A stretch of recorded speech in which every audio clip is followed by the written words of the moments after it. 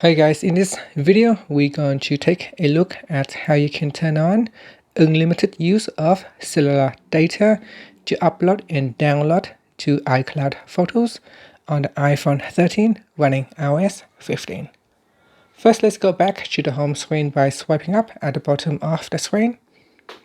And on the home screen, tap on Settings. In Settings, go down and tap on Photos. In Photos, go down and tap on cellular data and then tap on unlimited updates. So tap on this to turn it on.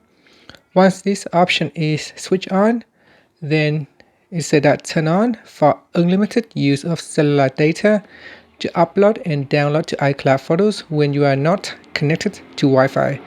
This may cause you to exceed your cellular data plan. And that's it. Finally, you can swipe up to go back to the home screen. Thank you for watching this video. Please subscribe to my channel for more videos.